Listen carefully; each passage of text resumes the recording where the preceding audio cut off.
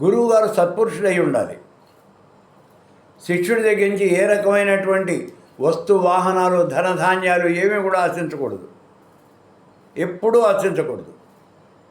అలా ఆశించేవాడు గురువే కాదు.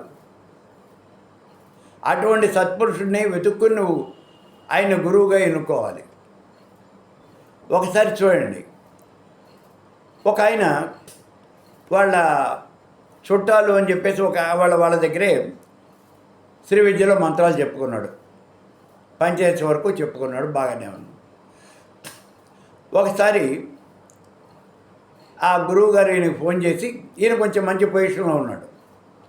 గురువుగారు ఈయనకి ఫోన్ చేసి, నేను ఇల్లు కట్టుకుంటున్నానయ్యా, నాకు 2 లక్షల డబ్బులు కావాలి అని అడిగాడు. ఆ రోజుల్లో 90 ప్రాంతాల్లో నాకు డబ్బులు కావాలి అన్నాడు, 1990 ప్రాంతాల్లో. ఇప్పుడు ఇతనికి ఆలోచనలో పడ్డాడు. ఏమిటంటే డబ్బులు ఇస్తే తిరిగి రావు, గురువు గారు కదా, ఆయన తిరిగి ఇవ్వడం.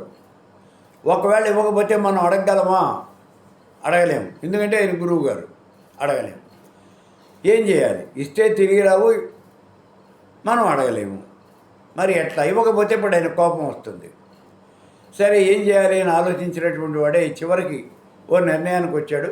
ప్రస్తుతం నా దగ్గర అన్ని డబ్బులు లేవు గురువుగారు, నా దగ్గర అన్ని డబ్బులు లేవు, ఏదో చేస్తానని చెప్పాడు. అయిపోయింది. ఆయన ఏం మాట్లాడాల, ఈయన ఏం మాట్లాడాల. శ్రావణ మాసం వచ్చింది, శుక్రవారం, వరలక్ష్మి వ్రతం. ఇంట్లో అంతా పూజ చేసుకోవడానికి సిద్ధమయ్యారు, పూజ చేసుకున్నారు, భోజనాలు చేద్దాము అని అనుకుంటూ ఉన్నారు. తలుపు ఎవరో కొట్టారు. వెళ్ళి తలుపు తీశాడు. కొరియర్ వచ్చింది. కొరియర్ తీసుకున్నాడు. ఎక్కడి నుంచి అబ్బా, నాకు కొరియర్ ఎక్కడి నుంచి వచ్చిందా అనుకున్నాడు. కవర్ చింపాడు. ఎప్పుడైతే కవర్ చింపాడో అందులో నుంచి 2 బొగ్గులు, 2 ఎండు మిరపకాయలు, ఓ వెంట్రుకలు చుట్టే, ఇవన్నీ కూడా కింద పడ్డాయి. వాటన్నింటినీ చూసేప్పుడు గుండె ఆగిపోయినంత పని అయిపోయింది. చాలా భయపడిపోయాడు. ఆ తర్వాత అతడు నా దగ్గరికి వచ్చాడు. గురువుగారు, ఇలా ఉన్నది నా పరిస్థితి అని. ఇలాగే ఉంటుంది. గురువు సత్పురుషుడై ఉండాలి. ఈ విషయాన్ని మనం చాలా గట్టిగా నొక్కి ఒక్కాణించాలి. గురువుగారు కనుక సత్పురుషుడు కాకపోయినట్లయితే ఇదిగో ఇలాంటివే జరుగుతాయి. ఆయన కోరికలు మనం తీర్చాల్సి వస్తుంది. మనం తీర్చకపోతే ఆయనేమో కోపగిస్తాడు.